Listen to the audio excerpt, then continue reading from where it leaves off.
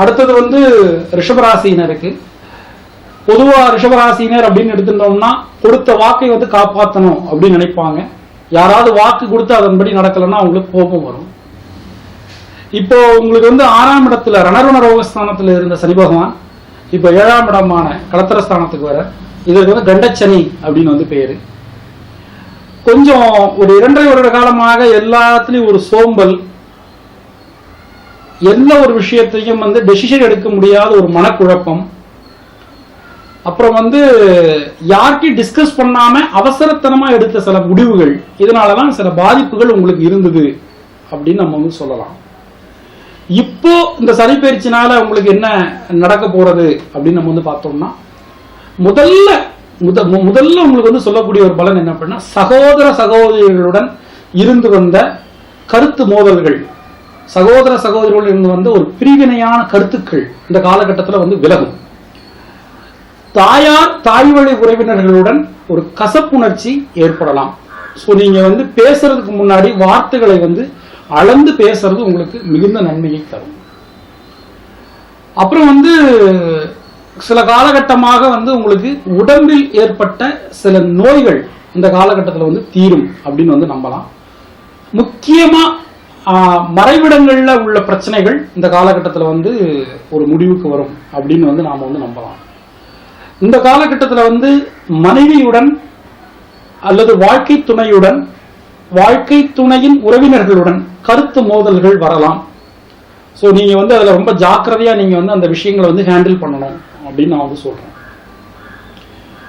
குழந்தைகள் சார்ந்த விஷயங்களை பொறுத்தவரை ஏற்கனவே ரிஷபராசிக்கு 5ஆம் இடத்துல வந்து ராகு இருக்கார்.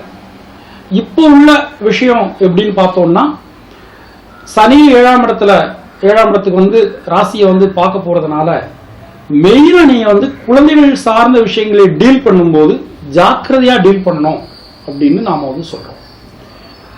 குழந்தைகள் சார்ந்த முடிவு, இப்போ குழந்தைகளுடைய கல்வியோ வேலை வாய்ப்போ திருமணமோ இது சார்ந்த விஷயங்கள்ல நீங்க முடிவெடுக்கும் போது இல்ல கருத்து சொல்லும் போது ஒரு முறைக்கு இருமுறை யோசித்து நீங்கள் அந்த முடிவை எடுத்தீங்கன்னா அது வந்து உங்களுக்கு சாதகமான ஒரு முடிவை தரும். ஆக்சிடென்ட், அப்புறம் வந்து மரண பயம், இந்த மாதிரி ஒரு 2.5 வருஷமா உங்களுக்கு வந்து ஏற்பட்டிருந்தது. இது எல்லாம் அந்த காலகட்டத்தில் வந்து தீரும். தந்தை வழி உறவினர்களுடன் கருத்து வேறுபாடுகள் வரலாம். இப்ப நம்ம இந்த மொத்தமாவே நம்ம இப்ப ரிஷபராசிக்கு பார்த்தோம்னா, தாயார் தாய் வழி உறவினருடன் கருத்து வேறுபாடு, வாழ்க்கை துணையுடன் கருத்து வேறுபாடு, தந்தை வழி உறவினருடன் கருத்து வேறுபாடு, அந்த மாதிரி தான் இருக்குது ஒரு சிச்சுவேஷன், அந்த மாதிரி இருக்குது. ஸோ எந்த ஒரு விஷயத்தை நீங்க வந்து முடிவு எடுக்கிறதா இருந்தாலும் நீங்க வந்து ஜாக்கிரதையா முடிவெடுக்கணும் அப்படின்னு நாங்க வந்து கேட்டுக்கிறோம். தொழில் சார்ந்த விஷயங்களை பொறுத்தவரை உங்களுக்கு இது பொன்னான ஒரு காலகட்டம் அப்படின்னு சொல்லலாம். 2015 ஜூன் இறுதியில குரு பயிற்சி ஏற்பட போறது. அந்த குரு பயிற்சிக்கு அப்புறம் இன்னும் தொழில வந்து நல்ல ஏற்றம் உங்களுக்கு கிடைக்கும் அப்படின்னு வந்து நாம வந்து சொல்லலாம். வெளிநாடு வாய்ப்புகளை தேடி காட்டியிருந்தவர்களுக்கு இது ஒரு பொன்னான காலம். வெளிநாடு உங்கள் செல்வதற்குண்டான பயண வாய்ப்புகள் 100% உங்களுக்கு அதிகரிக்கும். அப்புறம் வந்து புண்ணிய ஸ்தலங்களுக்கு போறது, புண்ணிய நதிகளில் நீராடுறது, இதெல்லாம் அந்த காலகட்டத்தில் வந்து நடக்கும். பெண்களை பொறுத்தவரை இந்த காலகட்டத்தில் வந்து நல்லா சேமிக்கலாம். நீங்க வந்து பணத்தை வந்து நல்லா சேமிக்கலாம், சேமிப்பதற்குண்டான ஒரு காலகட்டம் அப்படின்னு சொல்லலாம். கலைத்துறையினருக்கு கொஞ்சம் கஷ்டமான காலகட்டம். புதிய ஒப்பந்தங்களில் கையெழுத்திடும் போது மிகுந்த ஆலோசனை செய்து கொண்டு நீங்கள் வந்து கையெழுத்திடணும். உங்களால் முடிஞ்சதுனா மட்டும் நீங்க வாக்கு கொடுங்க, இல்லாட்டா வாக்கு கொடுக்காதீங்க. நிறைய வாக்கு கொடுக்கறது நிறைய பிரச்சனைகள் வரலாம். அரசியல் மற்றும் பொதுத்துறையை சார்ந்தவர்களுக்கு 100% அந்த குரு பயிற்சி நடந்ததுக்கு அப்புறம் 6 மாதத்திற்கு அப்புறம் மிக நல்ல வாய்ப்புகளும் நல்ல பதவிகளும் உங்களை வந்து தேடி வரும். உங்கள் உழைப்புக்கேற்ற ஒரு ஊதியம் இந்த காலகட்டத்தில் கிடைக்கும் அப்படின்னு நாம வந்து நம்பலாம். ரிஷபராசிக்கு உண்டான பரிகாரம் அப்படின்னு நம்ம வந்து என்னன்னு பார்த்தோம்னா, எள்ளு சாதம் நீங்கள் வந்து செய்து வெள்ளிக்கிழமை தோறும் இல்ல சனிக்கிழமை தோறுமோ ஏதாவது ஒரு சிவன் கோவில்ல நீங்க வந்து விநியோகம், பக்தர்களுக்கு நீங்க விநியோகம் செய்தீங்கன்னா ரொம்ப நல்லது. எள்ளு உருண்டையும் நீங்க வந்து செஞ்சு கொடுக்கலாம்.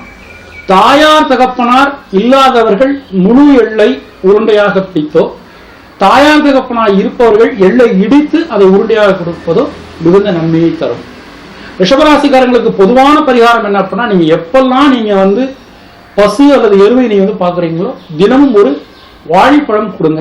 அது வந்து மிகச்சிறந்த ஒரு பரிகாரமாக உங்களுக்கு வந்து இருக்கும். ஸ்ரீ வைஷ்ணவர்களை பொறுத்தவரை இப்போ இந்த காலகட்டத்தில் நீங்கள் செய்யக்கூடிய பரிகாரம் என்ன அப்படின்னு பார்த்தோம்னா, மகாலட்சுமிக்கு வந்து நீங்கள் வெண்மலர் அல்லது வெண் தாமரை நீங்கள் வந்து அர்ப்பணிச்சீங்க அப்படின்னா சனியினுடைய பிரச்சனை நீங்கள் விடுபடலாம்.